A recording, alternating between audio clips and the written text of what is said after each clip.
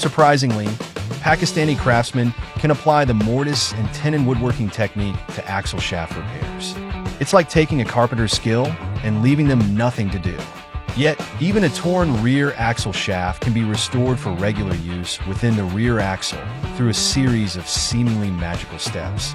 Today, let's explore how the mortise and tenon structure is used on an axle shaft. The entire fractured surface must be cut off for a severely torn shaft. Although this reduces a significant portion of its length, this can later be compensated by using a matching axle extension. Once the splicing plan is decided, the craftsman's first task is to cut and prepare the flange ends fracture, ensuring better conditions for the upcoming connection. A drill creates holes at its center to ensure the flange shaft rod is concentric during the splice. These holes are crucial to maintaining alignment during assembly. The flange end is not yet finished after expanding the hole with a giant twist drill. To implement the mortise and tenon structure at the joint, the craftsman first welds square steel onto the back of the flange, using it to fix the cutter head in place. This clears space for securing a milling cutter, allowing the lathe to act as a milling machine. The craftsman then mills a horizontal groove to fit the mortise created by the woodworker's riveting technique to interlock the shaft rod. Once the groove depth meets the splicing requirements, the flange plate has essentially been crafted into a mortise and tenon structure. Although the fracture span isn't as significant for the similarly torn splined end of the shaft rod, achieving the best splicing effect still requires sacrificing some shaft length to provide a flat surface for the rigid connection.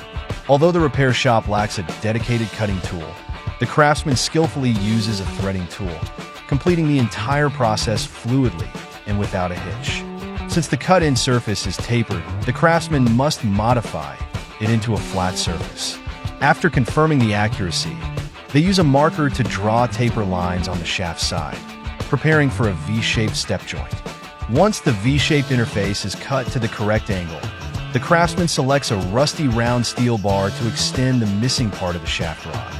This makes up for the length lost in the cutting and allows the groove to be riveted without interfering with the overall axle length. The craftsman measures and compares the flange end's fixed hole diameter with the protruding column to ensure a seamless joint. Since the chosen round steel bar has a larger diameter, it's continuously cut down to match the shaft rod's diameter. Though this machining seems straightforward, it plays a crucial role in fitting the subsequent riveting work. The craftsman trims the round steel with a fine-tuned threading tool to fit the groove width. Only this way can the final mortise and tenon connection be achieved. The reserved flat surface thickness determines whether the groove and round steel will fit snugly. After finishing the other side's replica, the splined end of the shaft rod is shaped into a concave V-notch. The tail end of the round steel still needs to be cut to match the V-notch's angle, allowing the V-shaped interface to fit seamlessly. The next step is to insert the round steel into the shaft's concave surface for pre-assembly. The craftsman can rivet it to the flange plate with no axial misalignment. Since precision is crucial, a hammer is used to secure the connection and firmly prevent gaps within the hole. To check the alignment of the three-part splice, the craftsman applies pressure with a tailstock to perform a simple assembly and test. During the craftsman's rotation test, all remaining gaps are filled with welding rods until the riveted gaps are completely sealed.